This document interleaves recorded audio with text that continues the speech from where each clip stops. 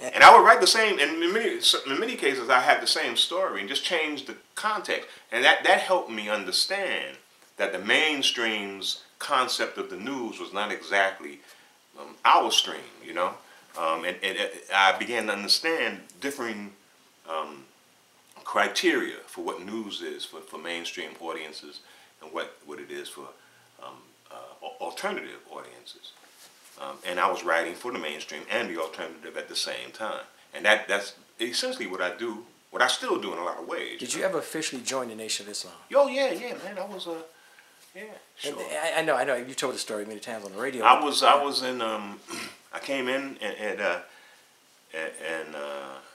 Newark, and I was a soldier. You know, I did all the things. But your family probably thought you lost your mind. Oh, my family, well, they lost your mind. Yeah, you know, they thought I was taking things too far, of course. Yeah. You know, they knew I had an eccentric tendency, and they just thought I took things too far. But my daughters went to school at the University of Islam. I was on post, you know, I'd be sitting on post to the minister, James Shabazz, who incidentally was assassinated in a reverberation of the Malcolm thing. And I also covered that for both the AP and Muhammad Speaks. I covered the Joanne Chesimard, Assata Shakur, who's in Cuba right now. She escaped from prison. When that first happened on the Turnpike, I covered it for the AP. I knew Joanne. I knew her from the Black Panther Party when I was in the Panthers. We were in the Panthers together. I had met her in Harlem. She was a member of this group at CCNY, City Colleges of New York, and a lot of Panthers came out of that group. And she was very, very articulate sister, and I knew her there. So I knew her in the Panther Party, and so when she got involved in that shootout on the Turnpike, I knew who she was. My editors didn't know that I knew that, but they sent me to cover it.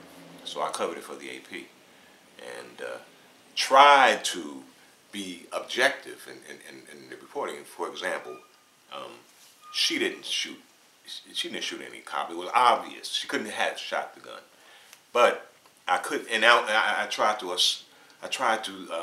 present that in a way that wasn't, you know, I wasn't presenting a bias. It's simply the truth that this is what the forensic reports were saying, but they wouldn't. The editors, you know, kept excising that information. At the end of this interview, we got to get to Obama. Okay. And we're going to talk about Obama. But since you mentioned it, you think the president will pardon her and bring her back from from Cuba? I don't think so. Unfortunately, man, I just don't think he has that kind of. It's too audacity. Far out. It's too far out. Yeah, it is too far. I mean, we see what happened. They put her on the terrorist list. What's the brother who killed the police officer in Philadelphia? Abu-Jamal. There's no way he can pardon him either. No, exactly. It's just not going. He has that power, but it's not going to happen. But you know who he may pardon is this guy Pollard, the Israeli spy. In fact, they may even let him out of prison. Is it Jonathan? Jonathan Pollard, right? Okay. Who revealed very important secrets to Israel. I mean, it was in jail, and I mean the damage he did was you can see it. It was tangible.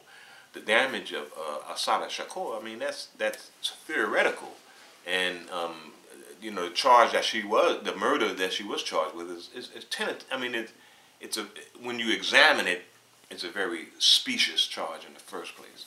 I could talk to you forever, but we got Right. few things to cover. You got to let me come back because you ever written a biography, That's what autobiography? I'm doing right now. That's exactly what I'm doing right now, bro. You are writing one. Exactly. Oh, because you got some story now. Like I said, maybe only you want to read it. You know how it is. I'm thinking about writing some stuff. When you write things, you have to write in a way where somebody else will be interested, and that's the real challenge. And you talk about Abu-Jamal and Malcolm X, and that was so long ago. Mm-hmm. Even Abu-Jamal is 30 years ago. Right. It's a much different era. How do we tie all that wisdom, all that knowledge down to Chicago? And so we can stop. We can change things. I was at the question I gave you on the internet the other day was, do you think we Negroes are done in Chicago. You know what I'm saying? Because you came to Chicago in what year? 74. I was born in 62. You know Chicago better than I do. Are we done? Meaning that it was a time we had some cohesion when we were segregated. We ain't been segregated in a long time. We have all these class divisions and monetary divisions. We got all these divisions and isms and all this tribalism. We're pretty. This is me talking. Do you think we're pretty much null and void in Chicago and in America as a people? Well, no, I don't. I don't think so, Mark. It's a legitimate fear, because we are losing viability in a lot of ways because of our lack of family cohesion, and many other aspects of our culture flying apart because it really never had a strong enough basis for cohesion. It was a false cohesion. We are, as I tell people, we were created by slavery, man. African Americans.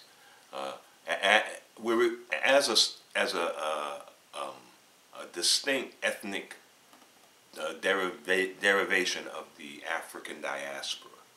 We are one ethnic aspect of that diaspora, and we were created by slavery.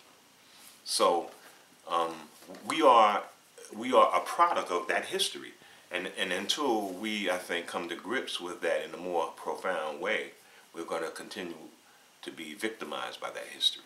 We're wandering in the wilderness. I mean, there's all these wildernesses. We're just wandering. No real leadership. No vision. Yeah, we've been bamboozled. We've been tricked. The whole nine. It's because we have a composite identity. That African American, it's a dual identity, but it is also a dueling identity. We are at odds with each part of ourselves, and we haven't really learned how to settle that duel yet. And that's really the problem, because we have no sense of priority. What is the priority? And as you point out, now we have a class division. So the racial solidarity that motivated us is gone essentially because we have these different kinds of allegiances that are not race-based. Essentially, there are other kinds of foundations for them. So. And then our educational system is crumbling, and I think the major indication of our distress is our families, man. 70% of our children are born out of wedlock, and some folks say that even that's a conservative estimate. And we can't be solid as a community with that kind of family disintegration at the core. And we're not trying to even redefine what family is in this modern era, or what it means to define what a man is, because a lot of men are going to make, especially a lot of brothers, including me, going to be less educated and make less money than their wife or woman. Yeah, that's true. And how's a black man or any man be a man in this modern era when he cannot provide for his family? Yeah. We have to change the whole dynamic, what it means to be a man, what it means to be a family in this modern era, and then what it means to be an African American, a descendant of the slaves, and as we go off in the next 30, 40, 50, 100 years. We're not sitting down really grappling with these deep thoughts, these deep discussions. I mean, I don't know when to talk, what's the big word? You're the man of the big word. It's really daunting. It is daunting, man, and that's why we're in such a state of disarray, because we have those various pressures. We are in a culture that is evolving toward information age economy, but we come from a cultural base of agrarian economy, and so we have these differing cultural impulses that are tugging at us, as well as the problem of dealing with oppression of years, a culture that was created primarily to accommodate white supremacy, or at least to mitigate its more harmful aspects. That's really what our culture is. It hasn't been concerned with the things that other cultures are concerned with. That is developing and accumulating cultural capital that will allow the people who are being acculturated to become success machines, or to replicate successful behavior wherever they go. Have behavior that encourages success, behavioral traits that encourage success, diligent reading, literacy,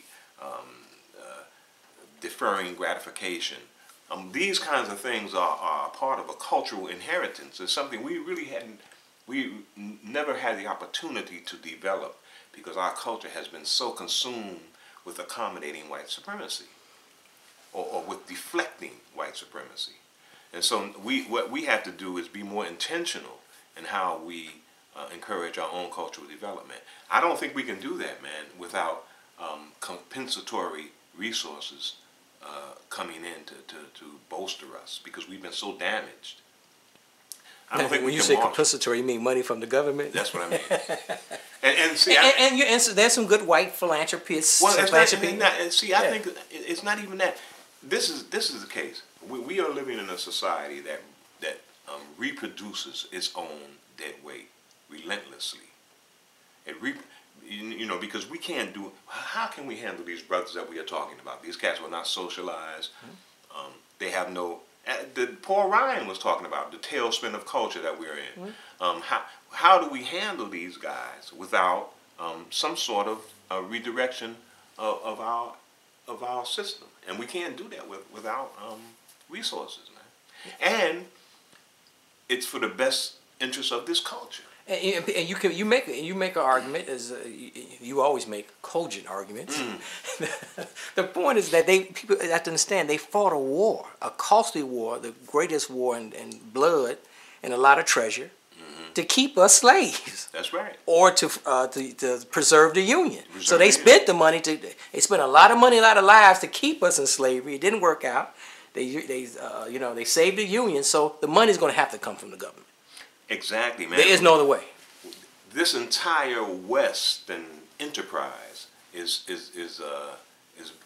founded on the exploitation of enslaved labor. It is the whole thing. So the debt is enormous. But not even talking about that. I mean that is, you can say that is capital karma, whatever you want to call it. It's going to be necessary for this society to deal with this wound if it's going to survive.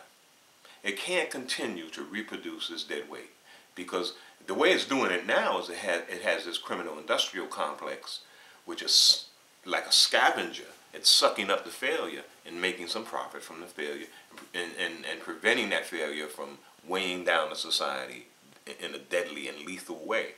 But that's not sustainable.